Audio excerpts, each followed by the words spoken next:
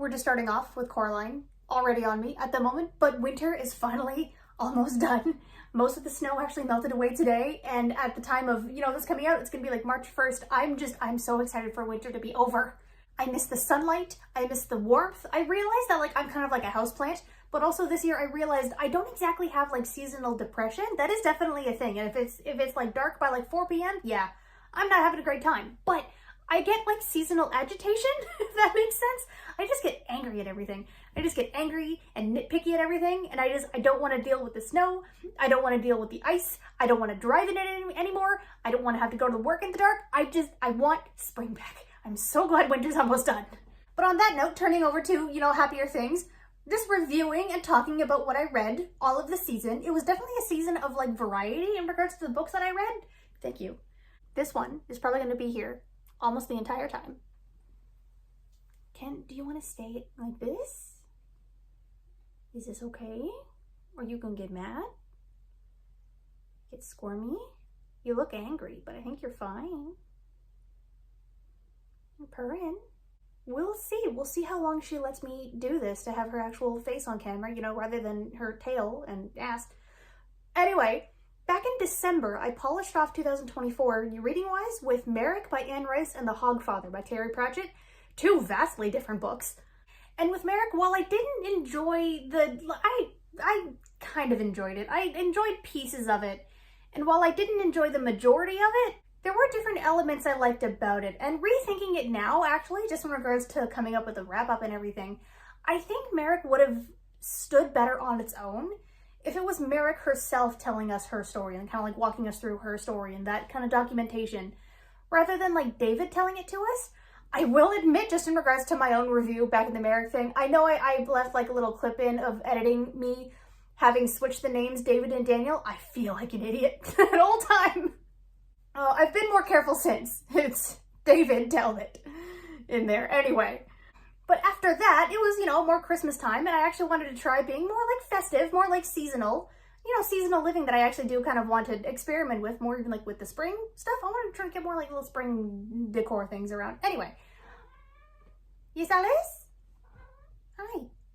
So I wanted to get more seasonal in my reading, so I picked up The Hogfather by Terry Pratchett. And this is my first Terry Pratchett book in general. I knew a lot of them are like standalones that you kind of just get into, but I know Death has like his own series. So I thought, Hogfather felt like a good starting point. I asked a lot of Terry Pratchett fans for help. They also said yes, so thank you. And I had a great time. Like, I knew I would. It feels like Terry Pratchett is on a bit of a pedestal, but like, I think he honestly deserves it. And just this one, just The Hogfather, I had a great time. One, I didn't even realize I was wearing the rib cage. I like skeletons. I like bones. I even have a rib cage tattooed on my arm. Like, I knew I was gonna like Death. It's whimsically dark. I love the characters. I love Susan because she's just a badass. I love Mr. Teatime because he's like actually kind of scary and just like fun crazy. I love the whole concept of like saving Santa, the Hogfather. We have an Alice now. And I love that whole concept he was playing with of like the old gods taking on new roles. I love all of that. But I will also add, I love it, but there are some sections that felt a little meandery sometimes. Not in a bad way, like you could feel his thought process and you can feel just his passion for storytelling. And I love his writing style, but it does feel like just a couple of elements, a couple of scenes could have been shaved off. Not all of them, like I said, just a couple. I think the homeless guys and the restaurant serving shoes. If you've read the book, you'll know what I mean about those little tidbits. Like, they were funny, but it wasn't really like adding more to the story. The story already had a lot packed into a lot of condensed moments. Like, it's concise. Those scenes didn't really add more to it. I am definitely reading more of Terry Pratchett stuff though. I'm really excited. Recommend me the next one. I don't know if I want to continue on with Mort or Guards, or Going Postal, or I have one about steam engines. I forget what that title is called. I've had one on my TBR for a while, but I haven't used it. I picked up The Hogfather first. So yeah, Terry Pratchett, definitely more of a staple on my shelf now. I might finish the Death series, but I'm also curious about Guards, because that's one of my friend's favorites.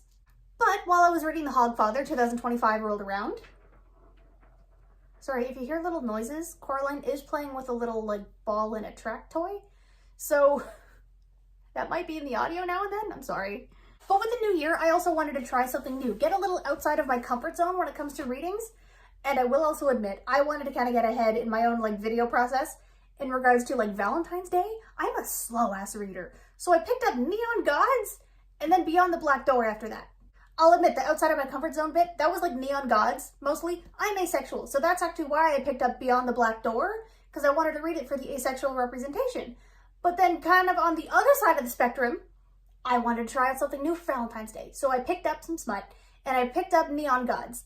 And the sex scenes are like fine, but it was actually the like political machinations and the character dynamics of not even just like the two main leads, but of like the side characters as well. That's what kept me hooked and actually pulled me in. I picked it up for the smut, but I stayed for the plot. It was really compelling. So after Neon Gods, getting back into my comfort zone, kind of, it was Beyond the Black Door, which was also good. Like I said, I read it for the ace rep, and it's good, but the political machinations in that one, definitely a different style to it, different, you know, plot threads and everything, but it was a little harder to follow sometimes, mostly around the end. There's a lot of plot threads you gotta get a hold of, and it felt like some of them were tangling. It felt like there was a lot going on. But after that, after the romance phase, I guess, of that month, I wanted to get back into the series that I was doing. You know, I read Merrick before last year in December. Well, I wanted to continue on with Blood and Gold by Anne Rice, the only white book in that stack. I will also admit I am on season 2 again of the TV show, of a rewatch. It's so good. But I picked up Blood and Gold, and I have some words. I have some words for Marius and just his whole shtick and plot threads going on and how he kind of treats people. I made a whole video if you want to see my actual like in-depth thoughts. But Marius's story is compelling in the main events of it. It's a little slower paced in between, you know, as time passes because he's so ancient, sure. But when it gets to like the good scenes, oh, those are good. And Marius feels like antagonistic to himself. Dude's going through it. And not all of it is his fault, sure, but a lot of it is. It's a fascinating, not train wreck, that's too harsh, car crash. With immortals inside and they're fine. So then after that, after Blood and Gold, I kind of gave myself like reading Whiplash. I didn't really think that would be like a thing, but I kind of just discovered it when I was going from Blood and Gold and Rice to Legend of Zelda Twilight Princess by Akira Himikawa, who's actually like a duo, actually. It's written by 2 women. And those are the first 2, because I read the first one a little while back, but I've now read 1, 2, and 3 of the manga series, and I'm enjoying them. I'm having a good time. They feel like a nostalgic palate cleanser, if that makes sense. With the added fact that I will confess, I've never played the game. I remember having it in my hands. I think I rented a copy when I was a kid to play on the GameCube. That probably does date me, I don't care. But, like, I remember playing the beginning when he turns into a wolf. And then just never playing it after that. I think I had to return the game. And then I just forgot about it. I never re-rented it since, or I never, like, bought it since. So I will admit, I've never played the game. So I'm actually going in blind. I don't really know what the story is about. And I'm excited to see where it goes. I also love seeing the little bits of them, like, tying in little game elements to, like, the plot. How he needs to like collect these crystals with Midna, how there's like a little training montage, like a tutorial, and when he kind of like levels up, not exactly, but like I could tell in a poignant moment that he like leveled up. And then yeah, I am currently listening to Flipside by Louis Lutnak and also reading Mockingjay, finally, by Suzanne Collins. Finally polishing off that series that I started earlier last year, finally polishing off the main Hunger Games like trilogy. Super excited for Hamish's book too. And I will admit, I don't trust Coin. I love the trajectory of where it's going. I don't trust Coin. There's some weird stuff going on. Also, I picked up some new books. I grabbed Heavenly Tyrant by Jiren J. Zhao, and I grabbed the first 6 novellas of the Murderbot series. I think are there more? I just saw 3 books at my store. So I think, because I know there's like 2 novellas per book right now, and I'll admit I listened to the first 2 in an audiobook, but like I'm not going to buy volume 2 and 3 and not 1. So I got all 3 of them.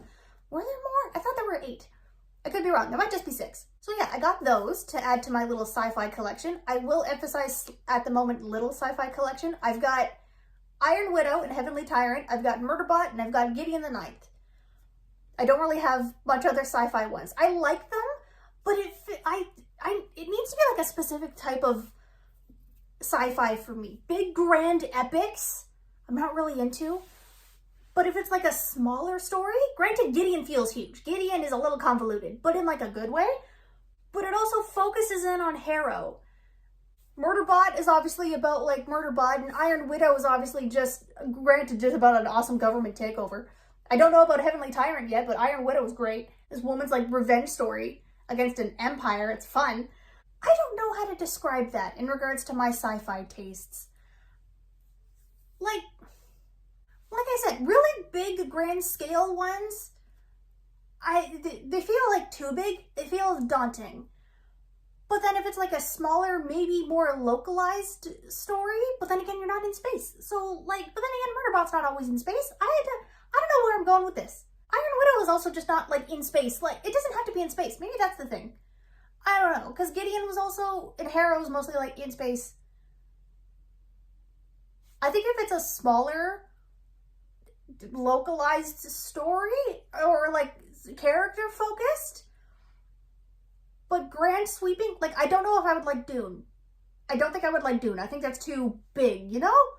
But sci-fi like this, I want to find more of. I want to actually experiment more with sci-fi this year. So yeah, there was definitely some variety this season, mostly in regards to, you know, some mangas and some smut and some romances and some, you know, Anne Rice gothicness and some fun, dark, whimsy. And later on in the year, I want to get more into some sci-fi stuff, you know, kind of like that stuff. And I will just admit, for spring, I don't plan ahead like too much, but I do want to read, I do want to finish up Blood Canticle and Blackwood Farm. I know it's Blackwood Farm first and then Blood Canticle of the Anne Rice ones. I do remember not liking them when I first read them, but my thoughts might change now. But other than those two, I'll see kind of where the vibes take me. I want to pick up more of the Twilight Princess as well, because I need to get 4 and 5 now. That being said as well, I want to start alternating book reviews and like other reviews, other like videos to like talk about, maybe like discussion topics, just for, you know, like channel wise. And I will admit, it is because I'm calling myself out, I'm a slow ass reader, and it'll just buy me time. And actually, if you have any ideas on like what to talk about, you know, bookish wise, feel free to leave them in the comments. I wouldn't mind more ideas. I have a few ideas planned, but I'd like to hear from you guys too.